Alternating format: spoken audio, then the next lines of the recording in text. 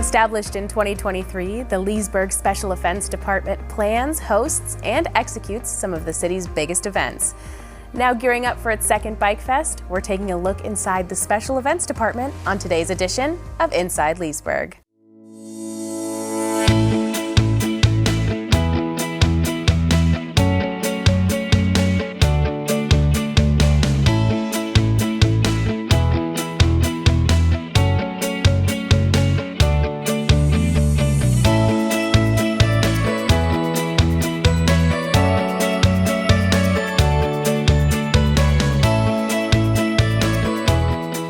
Hi everyone, and welcome to Inside Leesburg, a show designed to take you inside the inner workings of the lakefront city.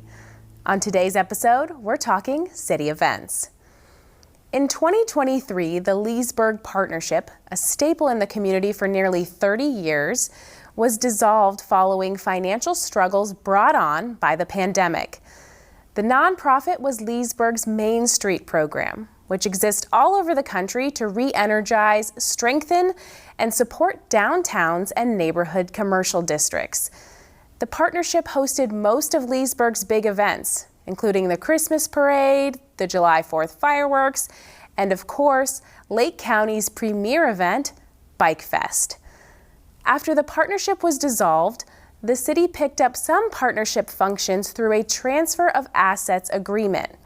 And in late 2023, the Special Events Department was formed. Today, the department is in its second year with another Bike Fest just around the corner. Joining us in the studio now is City Manager Al Minner. Al, thanks so much for joining us today. Absolutely, Katie. Good to be here. Yeah.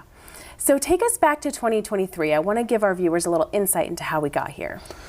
So in 2023, obviously that was the big year when the city decided to pick up the activities of the partnership. And obviously the partnership, I think there was a bunch of dynamics that made the financial viability of the partnership hard to move forward. The first was obviously COVID. So when COVID came and pretty much washed out the calendar year 2000 or 2020 events for the partnership, that was obviously a hardship for the partnership, and through that timing kind of also ended up leading to the resignation and retirement of Joe Shipes, who was the long-term executive director or GM of the partnership, who did a fantastic job and really was the brainchild behind the event, which has been humongous for the city of Leesburg. But in addition to the COVID type issues, I think the partnership also had some issues financially of dying of its own success. And when we go back to the early 90s, late 80s, and talk about the partnership, there was really nothing going on in downtown. So not only was the partnership successful in putting Leesburg on the map because of Bike Fest, but it was also a big economic staple.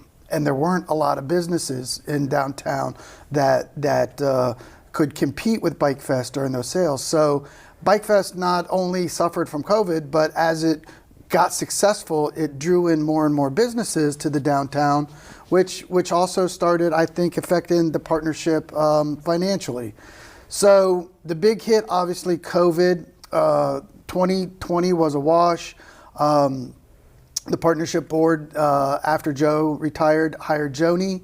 And 21 and 22 were difficult years for the partnership, obviously.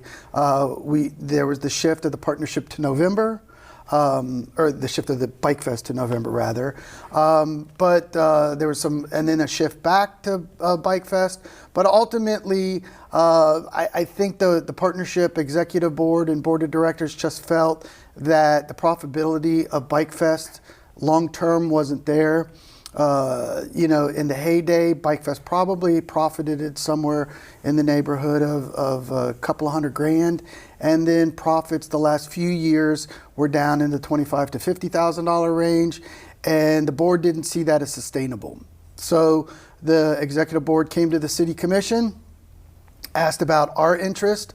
We held a number of public meetings from concepts of doing what we're doing now, what we decided, to not doing anything at all. And ultimately the commission decided, with a lot of community input as well, to pick up the banner and to continue doing events.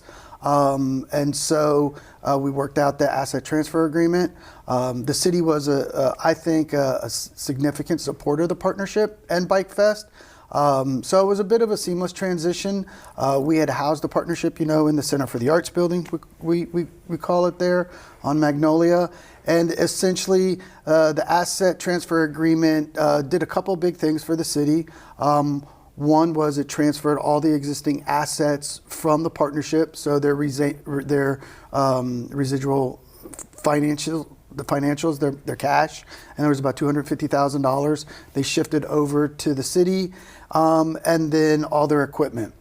And then really importantly and finally, the naming rights of Bike Fest. So the partnership had that copyright on that.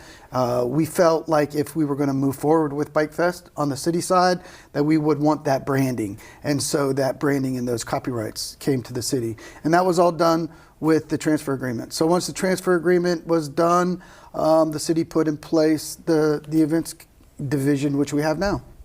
Great. Now, you mentioned Bike Fest a couple times. That is Lake County's premier event, and last year was the city's first time hosting Bike Fest. How do you think that went? Well, you're asking a biased source, obviously. But by all accounts, I think we did a great job. I think Maggie Leiden, who you're going to talk to, I think, here in a little bit. Her supervisor is Travis Rima, our rec director. I think they did a great job putting that together, and I think from the outside it was pretty seamless. That we brought in, I think, great entertainment. The local businesses did absolutely fantastic, from what I hear from the Chamber and the Downtown Business Association. So when our local businesses profit and we get a lot of folks to come to a great event, then I think you call that a success. Financially, some of the issues that the partnership saw, the city saw as well. But I think the difference is that the city commission, and with the input from the public to be a sponsor and knowing how important that event, Bike Fest, is to the community, we felt like the loss leader is something that the city could absorb better long term than the partnership and their financial makeup. And so I think the city commission ultimately felt like, even though there was a loss, and it was about $100,000, even though there was a loss, we could sustain it, and the loss justified the economic development and the tourist dollars that are brought into not just Leesburg but Lake. Right. So a pinnacle of our show is viewer questions, and as you can imagine, we got quite a few on events. I figured. This first one, with the Leesburg Chamber of Commerce and the Downtown Leesburg Business Association, why did the city feel a need to take over the partnership events? Yeah, that's really a detailed question. So we'll take back a couple of the layers of the onion there anyway. I think there's always been some concepts that have floated around in the business community, the chamber world, the city commission, on what's the most efficient way to provide the services that were provided to Bike Fest. And so you got to go back and look at the core of the Bike Fest, the partnership relationship and the city relationship. And ultimately, municipal corporations, the fancy word for cities, spend a lot of money on events and these type of things. The city of Leesburg didn't. And the reason we didn't is because our partnership with the partnership. And so that plan came about because the profits that the partnership was able to make then funded community events like the 4th of July, like the Holiday Walk. There was a slew of them. Mm-hmm. But then as the partnership, as profitability of Bike Fest started to dissipate for the reasons we already talked about, providing those events became harder. So, I think there was an outcry from the community not just to have Bike Fest, but to have quality community events. So what then becomes the best organization to do that? Is it the chamber? Is it the Downtown Business Association? And those organizations are extremely important to the community, but financially supporting events is not their forte. So ultimately it was decided that the city should step up, not just replicate Bike Fest, but to create that special events division so that these events could be housed, financially provided for the community without having to pass on those costs to some of our nonprofit organizations. Right, right. This next question is in regards to the budget. One viewer wants to know if special events will ever be a line item in the budget. Can you first tell us what a line item in a budget is and then expand on that question? A line item is a simple expense. So you pull up any budget, it has several lines. Personnel costs, healthcare costs, overtime costs, electricity. Each one of those are a numbered accounting item, and that's referred to as a line item. So in Leesburg, most governmental agencies have a line item budget. So we have a line item for the events. And actually, we created that. So the answer to the question is, will there be a special home for the events division in the budget? The answer is yeah. And not only that, there is also a special home for Bike Fest in the budget. So what we did was we use our community redevelopment agency dollars from the downtown district, which houses the events division. So that provides the salaries for our 2 events employees, and it also provides them their budget. The different things that they do that's non-Bike Fest oriented. So the Christmas parade now, the 4th of July, all those things are a specific events division, and we call it the division because we have different departments. So recreation is a department, the division of recreation is events, and that's where you'll find the line item budget in the CRA, the downtown redevelopment district for the city. And then as well, we created a Bike Fest budget. So all of the expenses associated with Bike Fest, the purchasing of alcohol, the purchasing of insurance, the purchasing of entertainment, the payment to vendors, and then the revenue thereof, the revenue from alcohol sales, the revenue from vendors, and all the likes. We all keep an account of that, and it's all now in the annual budget. Now the annual budget for Bike Fest started in this fiscal year 25.